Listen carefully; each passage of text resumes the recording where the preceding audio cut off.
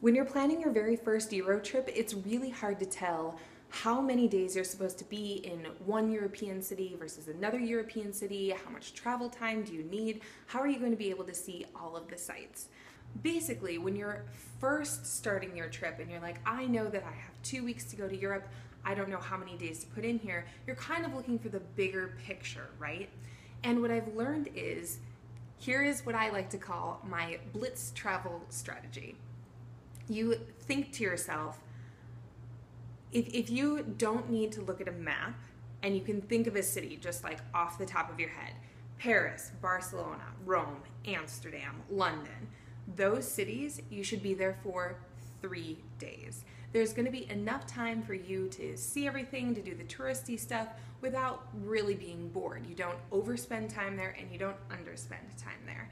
So when you're thinking about planning your first European trip, think to yourself, oh, have I heard of, let me think of what cities I can think of off the top of my head. If you can think of those cities, you should be there for 3 days. Then you can take out that map now and you look at it and go, oh yeah, Munich, I have heard of that, I totally forgot. Or, oh, Porto, Portugal, I've heard of that one too. Or, Madrid, Spain, of course, that as well. All of those, like, oh, I saw it and then I remembered what it was, those cities, you should be traveling to them for 2 days because there's enough stuff to do, but you don't really, you don't want to spend too much time there because you want to be able to use your 2 weeks in Europe and travel as much as you can really efficiently.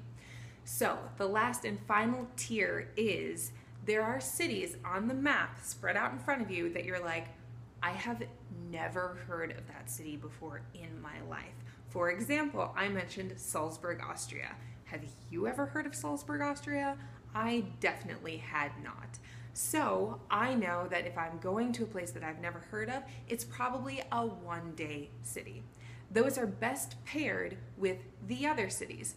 For example, if you're in Munich for 2 days and you see that Salzburg, Austria, for example, is only an hour away and it's 1 day, you can make a day trip.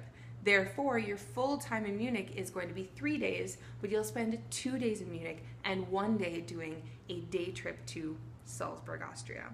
So that gives you an idea of how to plan, big picture, your first travel trip to Europe. Use it in a 3-2-1 kind of strategy. 3-day cities are, oh, I can think of them off the top of my head. 2-day cities are like, oh shoot, I have heard of that before and I just totally forgot about it. And then 1-day cities are, I have never heard of that place before in my life, but it's conveniently close to one of the other cities that I want to visit, so I will go there as well. Hopefully that helps you kind of start to plan and schedule your travel as you're looking at your European trip and kind of needing a place to start. I really hope that that's helpful. If you need more videos to help motivate you and inspire you on your travel trips, consider subscribing by hitting the red subscribe button below. Also, what do you think of my blitz travel strategy for hitting the major cities? Does that, if you're a travel guru before, does that kind of jive with what you have expected?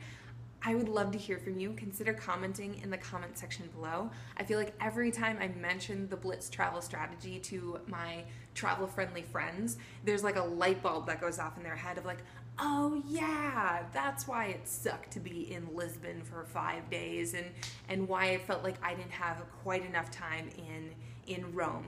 So hopefully the 3-2-1 blitz travel strategy is helpful for you. I would love to hear if it connects with kind of your experience. Feel free to comment in the comment section below. If you need more videos, I post every Monday, Wednesday, and Friday, so I will see you next time, and ciao for now.